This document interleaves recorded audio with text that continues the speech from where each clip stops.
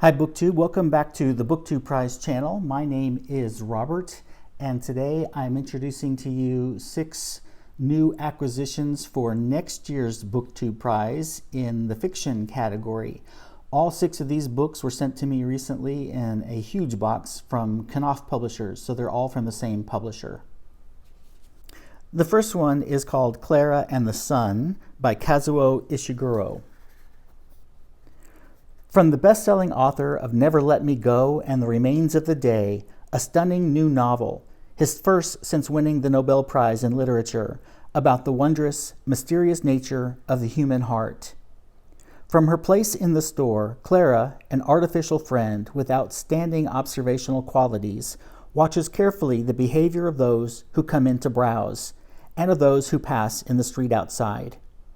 She remains hopeful a customer will soon choose her, but when the possibility emerges that her circumstances may change forever, Klara is warned not to invest too much in the promises of humans.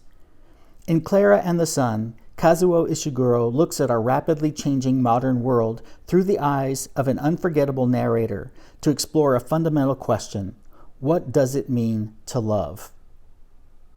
The second novel is called Lorna, Mott Comes Home by Diane Johnson. Lorna Mott Dumas, pretty, high-strung, the epitome of a successful woman, lovely offspring and grandchildren, good health, a French husband, expensive clothes, a delightful house, and an independent career as an admired art lecturer involving travel and public appearances. She's a woman with an uncomplicated, sociable nature and a formerly rich intellectual life. But in a decision both impulsive and planned, Lorna has decided to leave her husband, a notorious tambour, and his small ancestral village in France, and return to America, which is much more suited to her temperament than the rectitude of the formal, starchy French. For Lorna, a beautiful idyll is over, finished, done. In Lorna Mott Comes Home, Diane Johnson brings us into her anxiety-filled America, where much has changed and where Lorna struggles to create a new life to support herself. Into the mix, her ex-husband, father of her 3 grown children, all supportive, all with their own troubles: money, divorce, real estate, living on the fringe, a software enterprise, a missing child in the Far East, and grandchildren, new hostages to fortune, and one, a bookish 15-year-old and serious diabetic, pregnant and determined to have the child.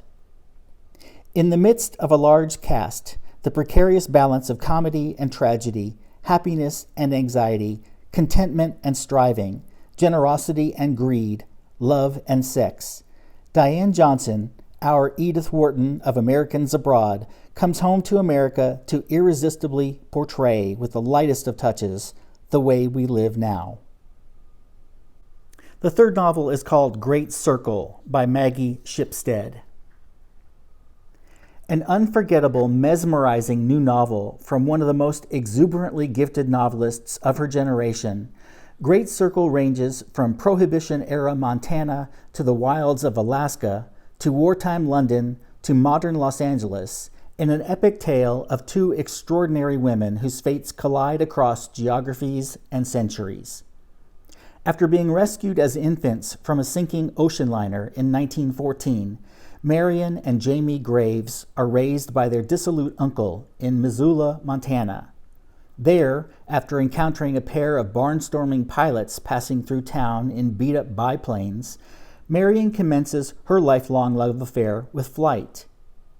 At 14, she drops out of school and finds an unexpected and dangerous patron in the wealthy bootlegger Barclay McQueen, who provides a plane and subsidizes her lessons, an arrangement that will haunt her for the rest of her life, even as it allows her to fulfill her destiny, circumnavigating the globe by flying over the North and South Poles. A century later, Hadley Baxter is cast to play Marion in a film that centers on Marion's disappearance in Antarctica. Vibrant, canny, chafing at the claustrophobia of Hollywood and cult celebrity, Hadley is eager to redefine herself after getting fired from a romantic film franchise in the midst of scandal. Her immersion in the character of Marion unfolds alongside Marion's own story, as the two women's destinies and their hunger for self-determination in vastly different places and times intersect in astonishing ways. Epic and emotional, meticulously researched, and gloriously told, Great Circle is an astounding feat of storytelling and an exhilarating tour de force. The fourth novel is called Phase 6 by Jim Shepard. Jim Shepard follows his remarkable The Book of Aaron with a spare and gripping pandemic novel that reads like a sequel to the coronavirus crisis.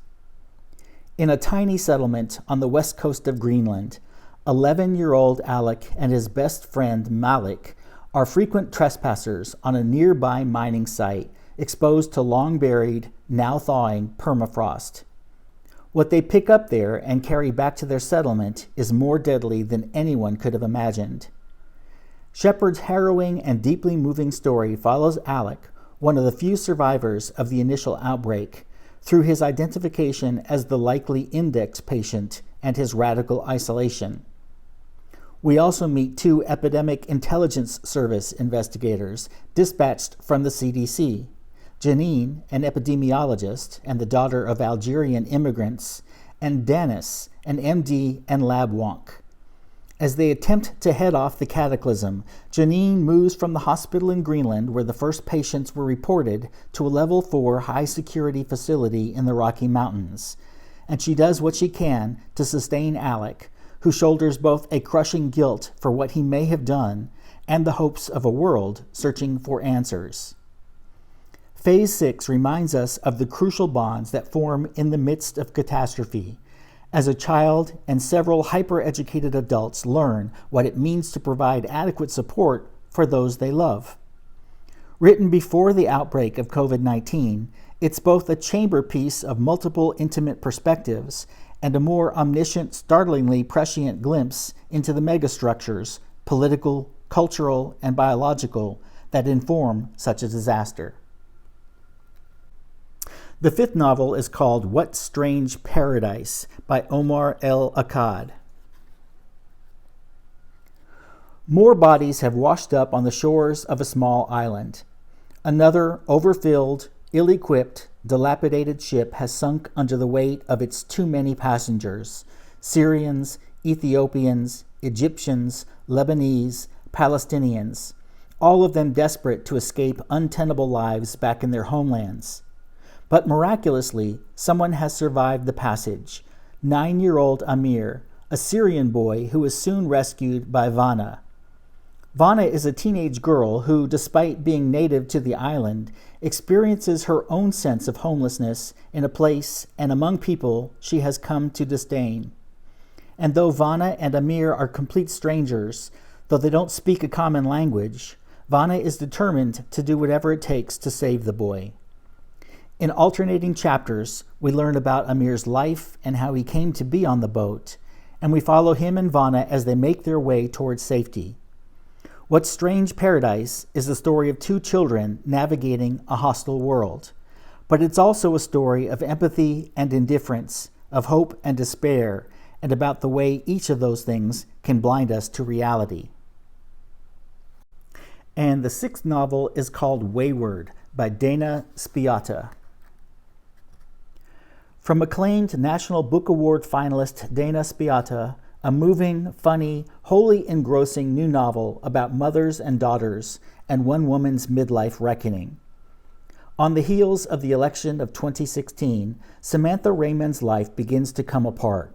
Her mother is ill, her teenage daughter is increasingly remote, and at 53, she finds herself staring into the mids, that hour of supreme wakefulness between 3 and 4 in the morning in which women of a certain age suddenly find themselves contemplating motherhood, mortality, and in this case, the state of our unraveling nation.